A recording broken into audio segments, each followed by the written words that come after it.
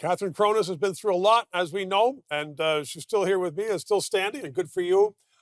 Just before the break, you said that you're going to be so bold as to run for re-election. Yes, well, my son is still in the school. There's one more year. So I'm back at the council. Yeah. Well, you hope to be back at the council, win re-election. Yeah. So this saga is still not over yet, because you're going to have the next meeting and see what happens.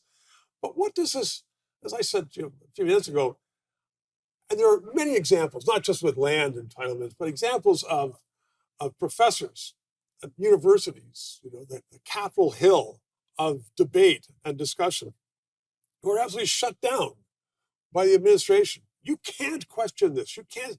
I mean, it sounds like we are entering the dark ages of public debate.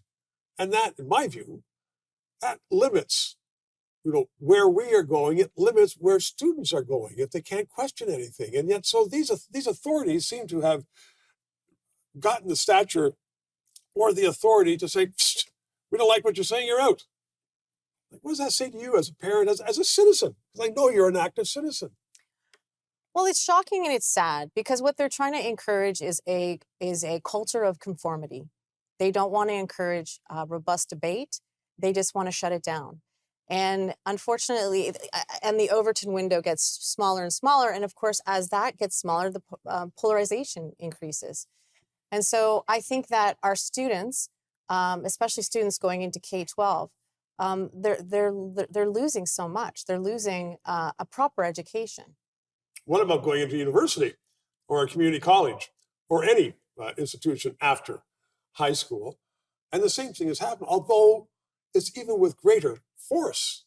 You have professors who are losing their tenure, professors who are losing their jobs. You have many professionals, I know of lawyers who've been hauled up. So you can't say this. Well, wait a second.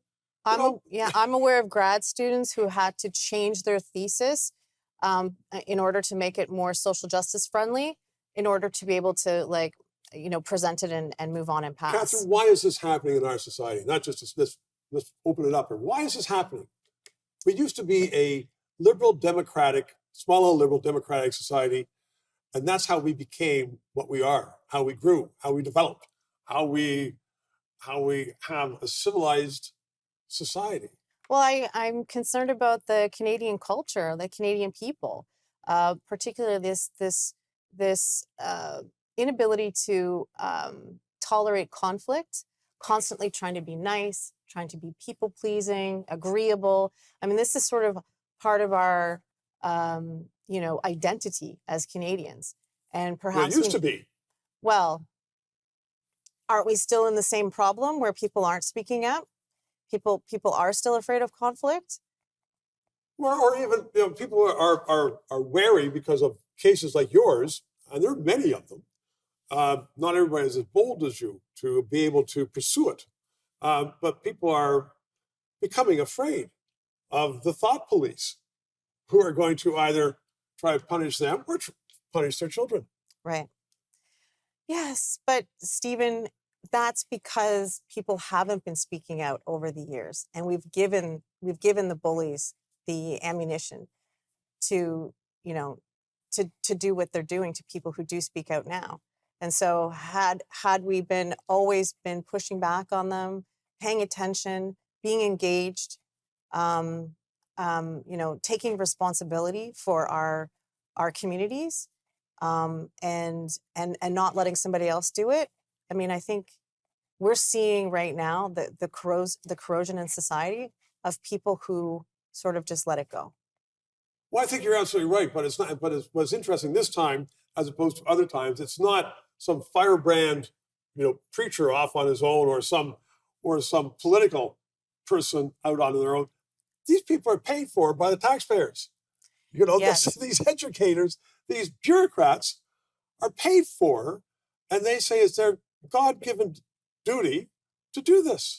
And that's the thing in my situation is I am a parent volunteer, and I'm up against the school board. And how much are those, like you say, bureaucrats earning?